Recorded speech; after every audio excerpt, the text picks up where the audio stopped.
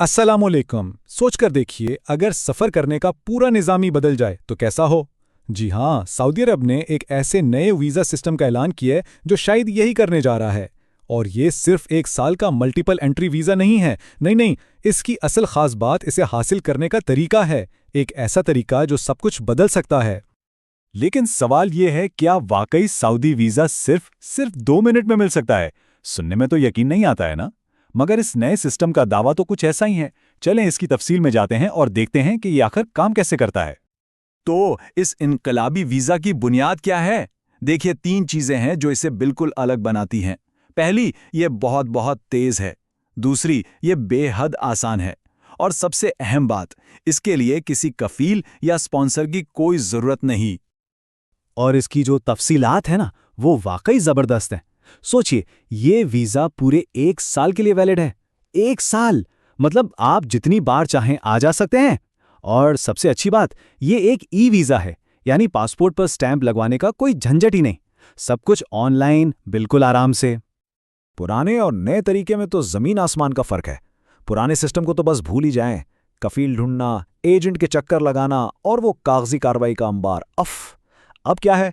अब आप खुद डायरेक्ट अप्लाई कर सकते हैं और कुछ ही मिनटों में ई वीजा आपके इनबॉक्स में।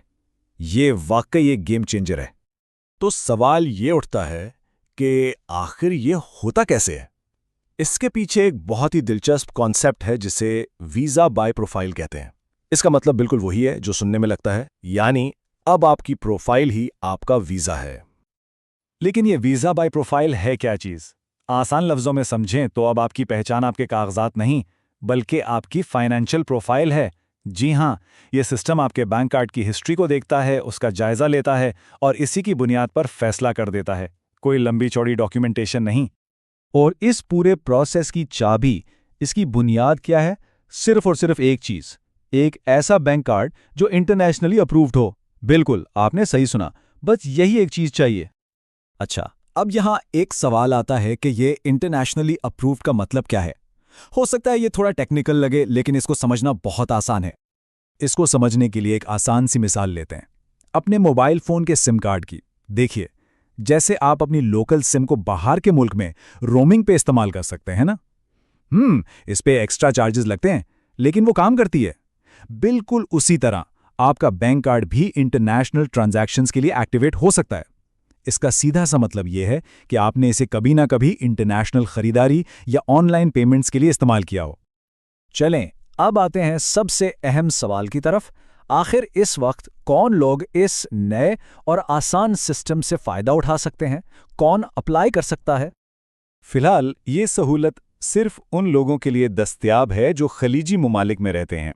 यानी अगर आप बहरीन, यूएई, कतर या ओमान के रिहायशी हैं और आपके पास वहां का रेजिडेंस कार्ड है, तो ये वीज़ा आपके लिए है। लेकिन क्या यह सिस्टम सिर्फ उन्हीं चंद ममालिक तक महदूद रहेगा या इसे आगे भी बढ़ाया जाएगा? आइए देखते हैं कि मुस्तकबिल में इस प्रोग्राम के बारे में क्या इम्कानात नजर आ रहे हैं। तो देखिए, सबसे पहली और साफ बात तो ये है कि सऊदी हुकाम ने अभी तक उन तमाम ममालिक की पूरी लिस्ट जारी नहीं की हैं जो इसके लिए अहल होंगे। तो अभी सूरत हाल वाज़े हो रही है, चीज़ें डेवलप हो रही हैं। जितनी मालूमात अभी तक सामने आई हैं, उनकी बुनियाद पर यह कहा जा सकता है कि यूरोपीय ममालिक को इस लिस्ट में शामिल किए जाने का बहुत ज़्यादा इम्कान है। लेकिन जहां तक बात है पाकिस्तान, इंडिया और बांग्लादेश जैसे ममालिक की, तो अभी इब्तदाई मरहले में इसकी दस्तयाबी के बारे में कुछ वाज़े तौर पर नहीं कहा गया है। तो इस पूरी गुफ्तगू के बाद वो कौन सी खास बातें जिन्हें जहन में रखना ज़रूरी हैं? चले एक झटपट सा खुलासा कर लेते हैं। अगर इस पूरे तज्जिए से सिर्फ 3 पॉइंट्स याद रखने हों तो वो ये हैं। नंबर 1, सऊदी अरब ने 1 साल का मल्टीपल एंट्री ई वीज़ा शुरू किया है। नंबर 2, ये सिस्टम वीज़ा बाय प्रोफाइल पर मबनी है, जिसके लिए एक इंटरनेशनल बैंक कार्ड चाहिए। और नंबर 3, फिलहाल ये सहूलत सिर्फ मखसूस खलीजी ममालिक के रहायशियों के लिए है। और आखिर में एक सवाल, एक ऐसा सवाल जो हमें सोचने पर मजबूर करता है। क्या वीज़ा देने का ये नया मॉडल, यानी वीज़ा बाय प्रोफाइल, मुस्तकबिल में आलमी सफ़र के क़वानीन और तरीक़ों को हमेशा के लिए बदल देगा? इसके असरात क्या हो सकते हैं? उम्मीद है ये तफसीली जायज़ा आपको पसंद आया होगा। अगर हाँ, तो इसे लाइक और शेयर ज़रूर कीजिए। और मुस्तकबिल में ऐसी ही मालूमात हासिल करने के लिए हमारे चैनल को सब्सक्राइब करना मत भूलिएगा। अगली बार तक के लिए अल्लाह हाफ़िज़।